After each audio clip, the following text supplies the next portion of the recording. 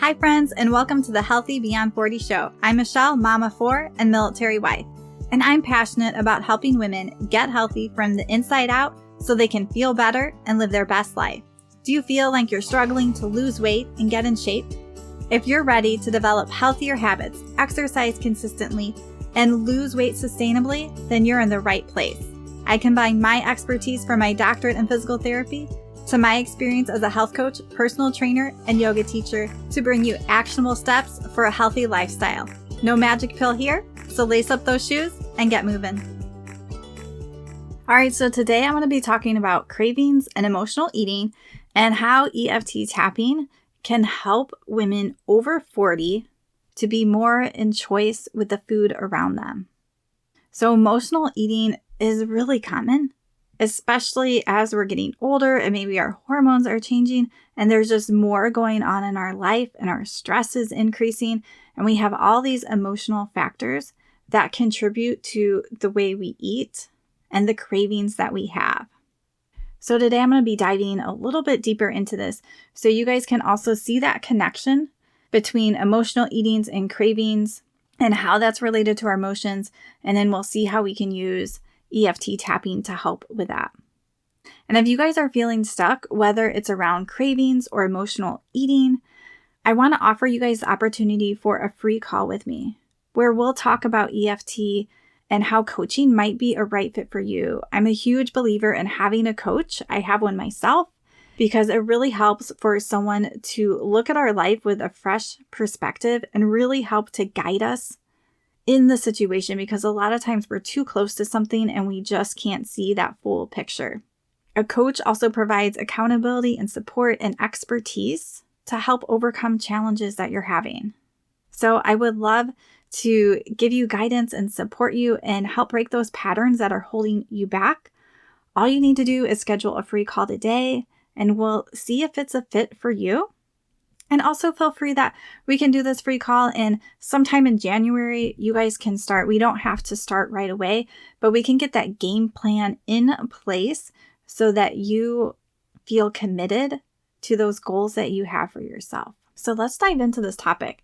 So eating is good. Our body needs nutrition. We need food.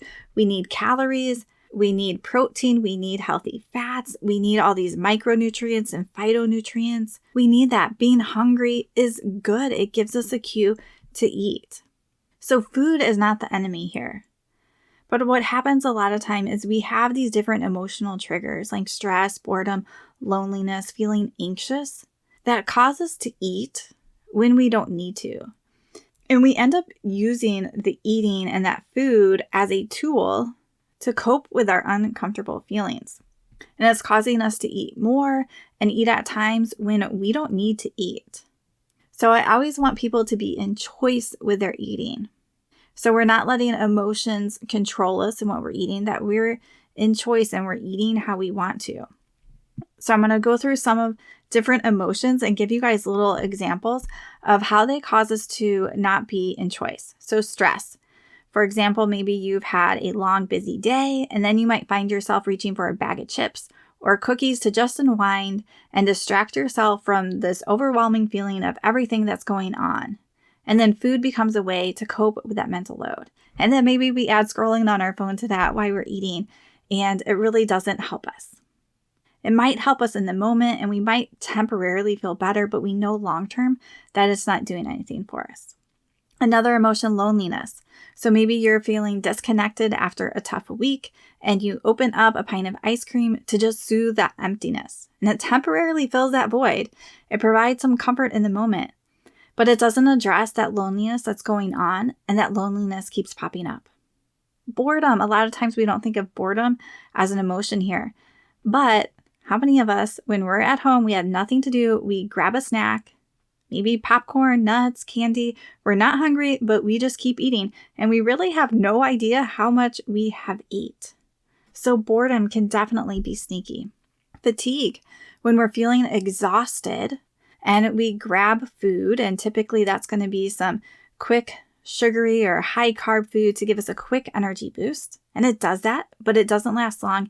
And it's not solving that problem of what is wrong if I am fatigued? What do I need? Celebration can be another one. So maybe you've hit a milestone at work, or there's a party at work or a get together, and you're going to have that extra large piece of cake or extra large helpings at dinner. And food becomes this reward for doing a job well done. And it's reinforcing that this positive emotion of excitement or happiness is tied to eating. And we can see this with kids, that we give kids food when they've done a good job. And I'm not saying that we can't do this at all, but we have to be careful.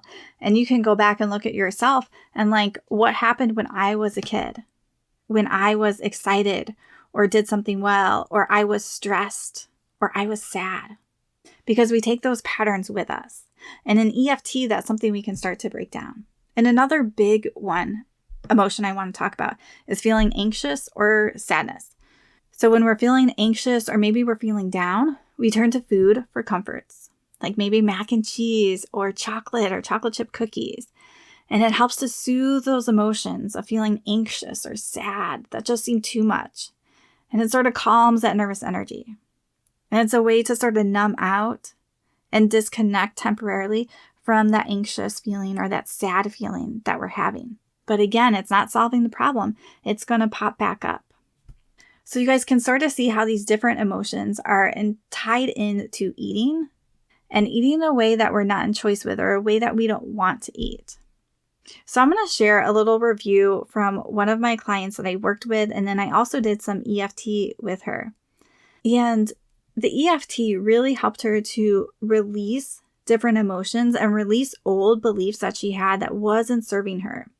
But it's not just like wishing something away, like I have this belief and I don't want it anymore. I'm going to flip it and just think the positive thing.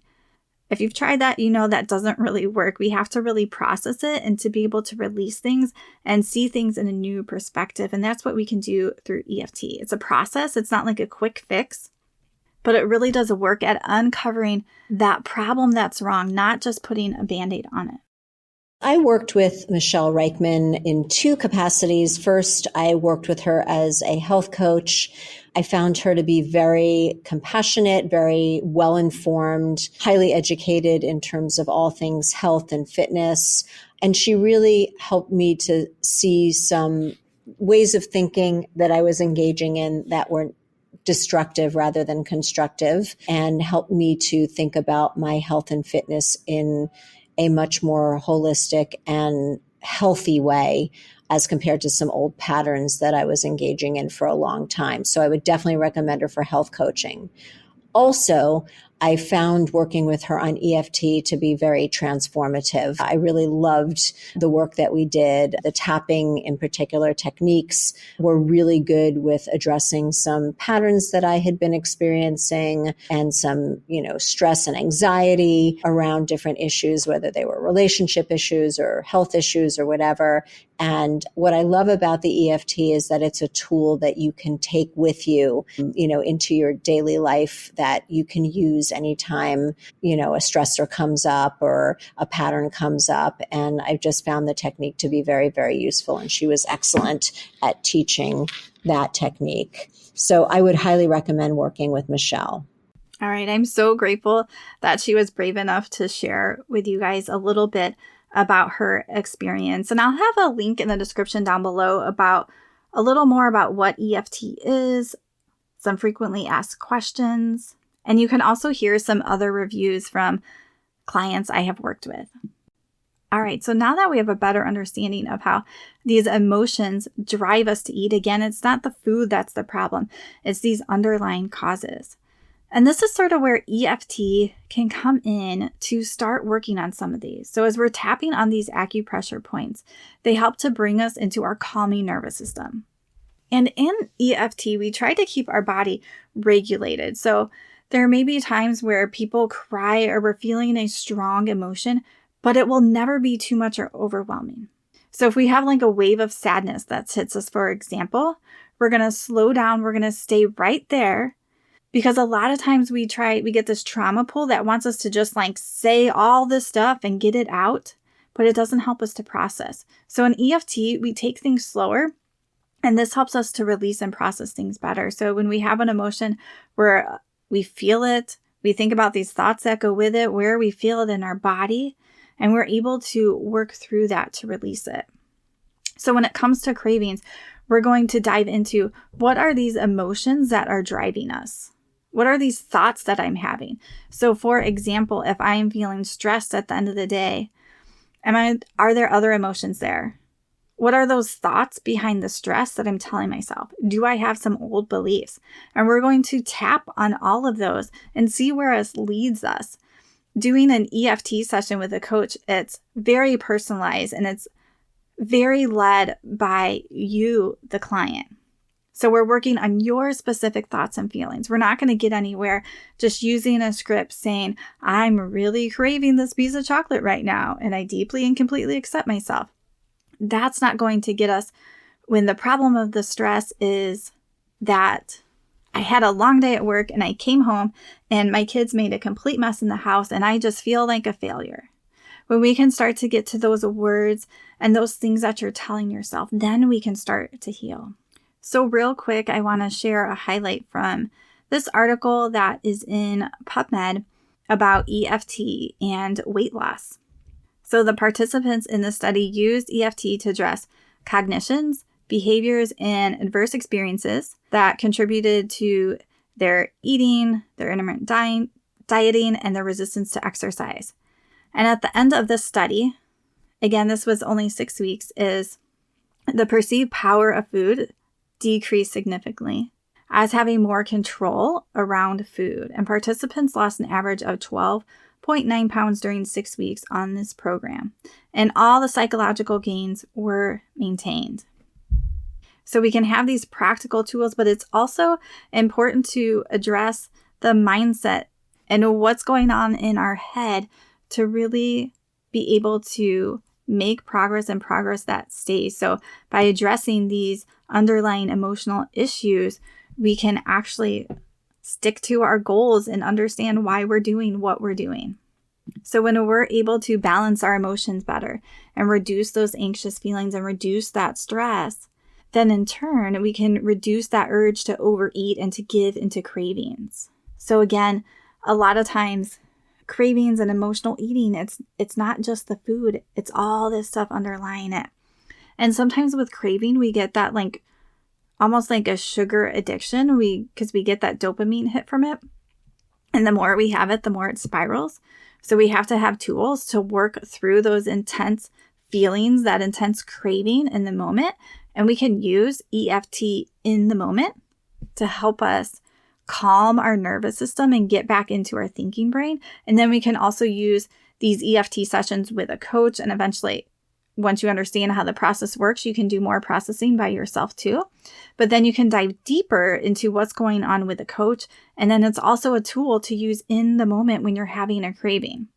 So you can start tapping, and maybe we would create a specific saying that is unique for you to use in that moment.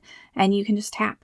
And you can even just tap on the points without saying anything and take some deep breaths, come into that calming nervous system, and come to a place where you can make a choice. And then taking that time to work through those deeper issues. A lot of times we want to push some of that harder work off, but that's where the real healing can be. So if you're ready to break free from emotional eating and cravings, I encourage you to set up a free call with me. And together we can create that personalized game plan for you using EFT, coaching, lots of other tools so you can achieve your health goals and really feel in choice. There's going to be a link down below for you to do that. And I encourage you to share this podcast with a friend so that you can start to create that community around you to get healthier. All right, guys. So keep on moving and make sure you guys tune in next week. I'm going to have some meditations on the podcast. It's going to be a little bit different. So again, we can just have that another tool to help bring us into our calming nervous system so that we can be regulated and make better choices and decisions.